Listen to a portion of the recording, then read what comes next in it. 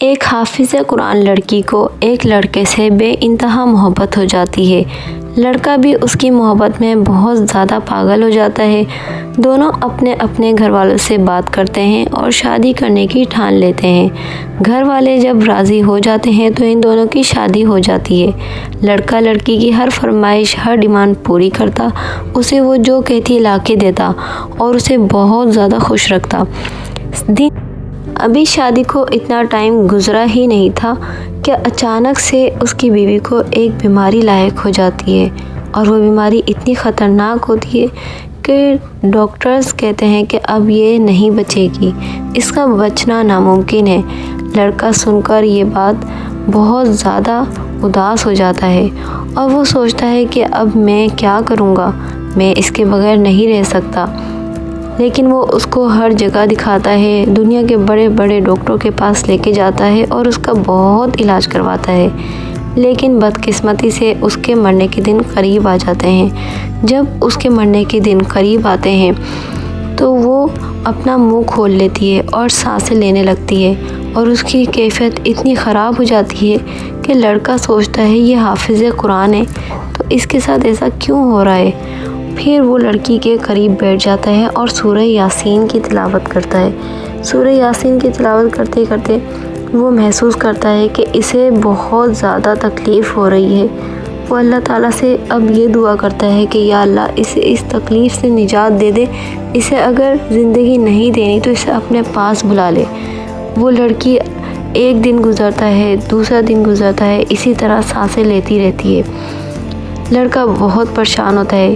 آخر کار اس کی دعا رنگ لے آئی اور لڑکی اللہ تعالیٰ کی طرف واپس لوٹ کے چلی گئی۔ اب یہ لڑکا اس کی قبر بنوا دیتا ہے اور اس کی خوب پکی کر کے قبر بنوا کے گھر آ جاتا ہے۔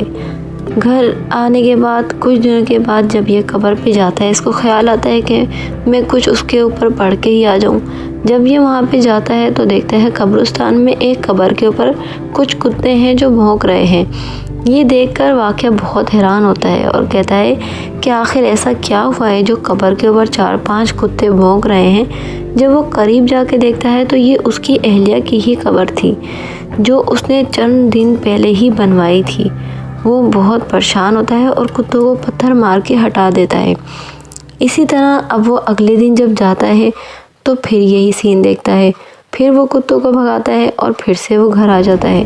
پھر جب تیسرا دن ہوتا ہے تو پھر وہ جاتا ہے۔ اب اس کو راتوں کو نیند نہیں آ رہی تھی اور وہ پریشان تھا کہ وہ حافظ قرآن لڑکی آخر ایسا کیا ماجرا ہے، کیوں اس کی قبر پہ روزانہ کتے آتے ہیں اور بھونکتے ہیں اور وہ پتھر مارنے پہ بھاگ جاتے ہیں، آخر ایسا کیا واقعہ ہے۔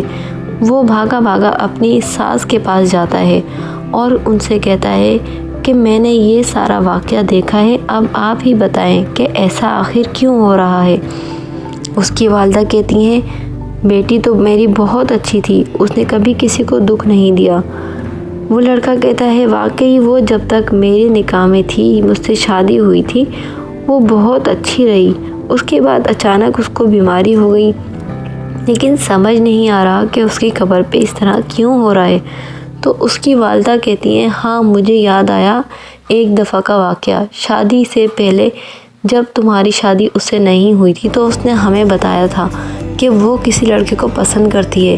ہم لوگوں نے اس کی بات ماننے سے انکار کر دیا تو وہ ضد میں آ گئی اور اس نے کہا کہ اگر آپ نے کرنا ہے تو یہیں کیجیے، ورنہ میں کہیں بھی شادی نہیں کروں گی۔ تب میں نے اس کو سمجھایا کہ ہر بات کی ضد نہیں کرتے، اتنا کہا تھا کہ وہ میرے اوپر چلانے لگی، چیخنے لگی اور اس نے میرے منہ پہ تھپڑ مار دیا۔ یہ بات مجھے بہت ناگوار لگی اور میں نے اسے کوئی بد دعا تو نہیں دی، لیکن مجھے لگتا ہے کہ یہ اسی کا ہی نتیجہ ہے جس کی وجہ سے آج اس کی قبر پہ یہ حال ہے۔ قبر کے اندر تو اس کو عذاب ہو ہی رہا ہوگا، لیکن باہر بھی وہ نمایاں نظر آ رہا ہے۔ تو وہ لڑکا بہت پریشان ہوتا ہے۔ اس کا کہنے کا مقصد یہ ہے کہ آپ اپنے والدین کو ہمیشہ خوش رکھیں، جب وہ بوڑھے ہو جائیں تو ان کی ہر بات مانیں، اور یہ واقعہ ہمیں یہی سبق دیتا ہے۔